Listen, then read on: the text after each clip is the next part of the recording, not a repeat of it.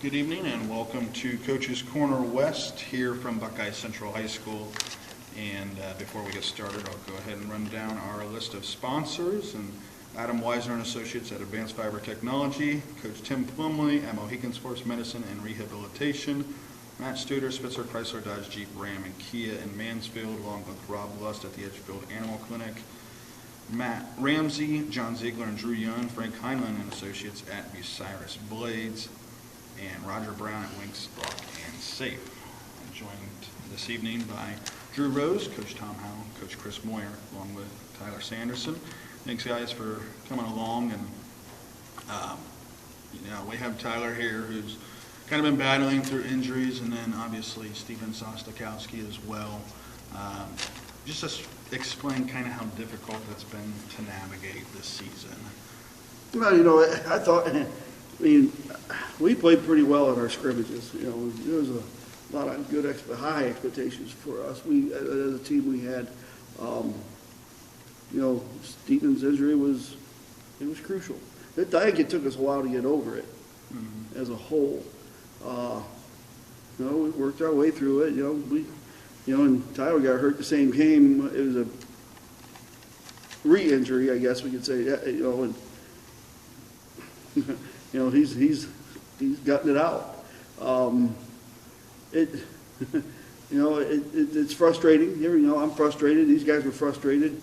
It's just one of those things. Life's going to hand you sometimes. Everything's not going to be unicorns and popcorn balls and gumballs. We got to suck it up and try to do the best we can. We played some pretty good basketball against some good teams. We just didn't finish some of those games, but we were right there. It just seems like, one shot doesn't fall or whatnot, and that just kind of seems like it's been the luck so far this season. How would you kind of rate the season as a whole for both your team and the conference? For us, we expected more. We wanted more. These guys have worked hard, and it didn't happen. We thought, I think everybody thought, I really thought we could, if we didn't have the injuries, we could be pushing the top half of the league and get be some teams that we haven't beaten in a while, But, like I said, it just didn't happen. Let's start kind of where your memory is fresh. You guys lost to Bucyrus on Friday, 51-44. You beat them earlier in the season, 67-53. So, what kind of was the main difference between those two games against Bucyrus? Well, the ball going in the basket. They did a better job second time around on the defensive end, and like I said, I thought we got some good shots. There wasn't too many shots that we took that weren't a quality shot. They just didn't go in, especially in the fourth quarter. I still see it now. I think we missed like 5 straight shots in the paint to tie it because we were getting stops, but we just couldn't get that bucket. And it hurt. Tyler and Drew, you guys had not only one but 2 close games with Upper Sandusky, losing the first but winning earlier this month in 3 overtimes, 63-58. And that was a home game, right? So,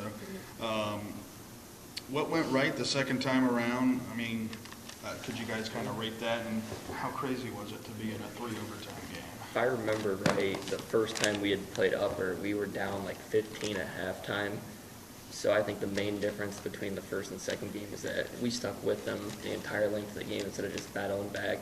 Because towards the end of the first time we played them, we battled back to maybe 4 or 3 points a few times. But the second time we played them, we stuck with them the whole game, plus some, able to bring it into 3 overtimes. I was in foul trouble that game, but we had a lot of guys step up that game and make a lot of shots, and it was a really fun game just to be a part of. We talked about the injuries a little bit, and obviously with Steven out, some of the freshmen have kind of stepped up. Jack Phillips, he's able to shoot the 3 ball really well, and then Dom Dean kind of, matches what his brother did the past few years as well. So Let's talk about them and what they've meant so far to you guys this season. I mean, we all knew, like, coming into the season that we're going to rely on them. Either, like, if we had Steven or not, like, those two were going to be key guys about, like, our team. And, like, me and Manny have been, like, in their ear, like, just telling them, like, you got to keep playing. Like, we need you. Like the whole Steven thing, yeah, I mean, it is what it is. Like, our season's, like, a bunch of what ifs. Like, what if Tyler didn't get hurt? What if Steven, like, but, I mean, we just live with it. And we kept telling them, you got to be you and step up. Like, I kept telling him, I was like, I'll need you. I was like, I'll find. I told Jack many times, I was like, I'll find you. I was like, just spot up and I'll find you. And, like, I mean, he hit some shots in the upper game, and we needed them. So. As you guys head into the final week of the regular season, you play Galleon this week along with Winford to end the year. What are some things that you would like to see from a coaching standpoint or a player's standpoint to finish this season? You know, you want to win. You know, we go out there. We want to win both these games. You know, they're really two similar teams in the style that they play. I think Guy might press a little bit more and might trap a little bit more, but offensively, they can score. It's not going to be easy, but you know, we're going to come to play. And then, you know, facing a tough non-conference team, like earlier in the season, you faced Monroeville, and then now Galleon, that can be difficult, but what do you kind of take away from that going into the tournament? Obviously, that's at least somewhat of an advantage to kind of get those games under your belt. That's true. I mean, it is. I mean, it's tournament time, you know, right around the corner, and, you know, we were, like I said, you know, playing Galleon and Monroeville here at the last part of the season, that's the way the tournament's going to be. I mean, you want to go far in the tournament, you got to be some good teams. And then speaking of the tournament, the draw was last Sunday, and we're selected to face off against another familiar face in Seneca East next Wednesday. You had a couple close games with them this year, 43-33, and then 47-35 here at home on January 28th. Is there something specific you think the team can improve upon in those two games? What is there kind of to look out for against Seneca East that would be different than you did the past two? The first game, I mean, we go back to that one. That's where our injuries happened. You know, and you know, it was a 2-point game when all this stuff happened, and I don't think we scored after that, if I'm remembering correctly. The second game, we probably played the best 19 minutes of basketball we played all year consistently. But then we turned right around and probably played the worst 13 minutes that we could play. You know, it was a hard one to give away. We gave it away. I give them a lot of credit for what they were doing, but man, we beat ourselves. You know, I don't. You know, and it was a tough one to swallow.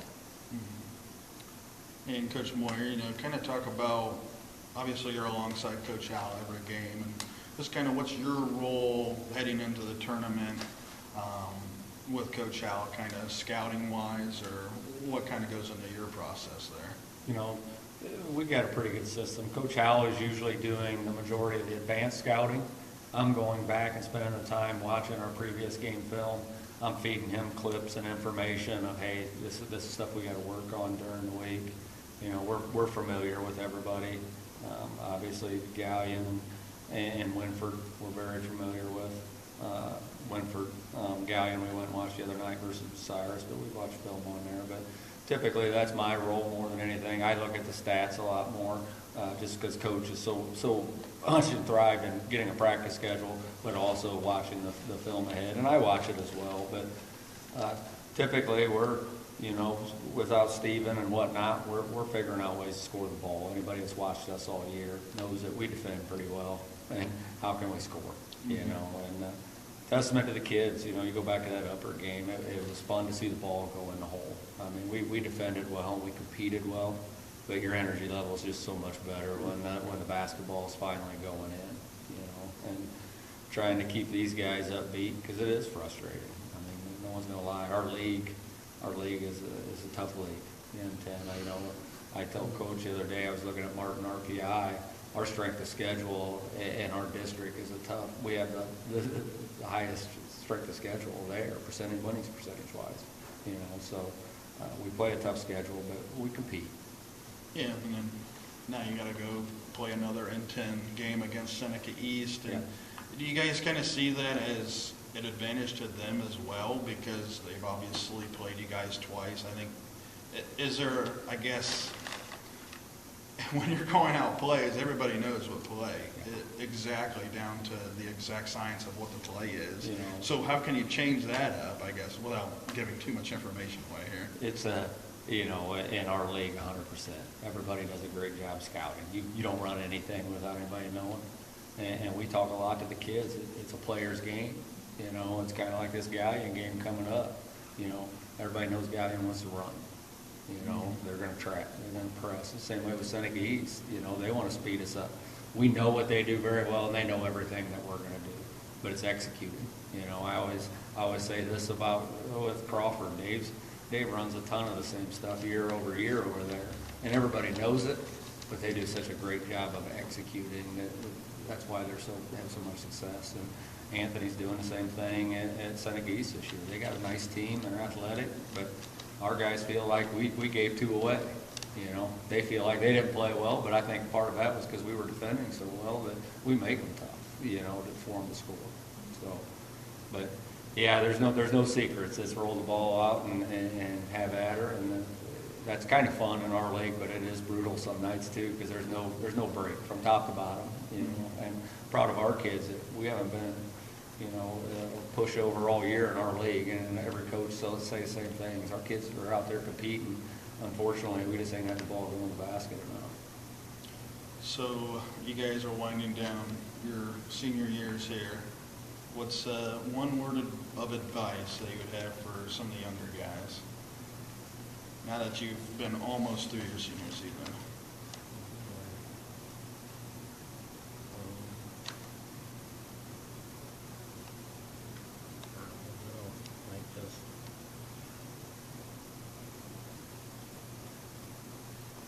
Don't take anything for granted. Just be thankful.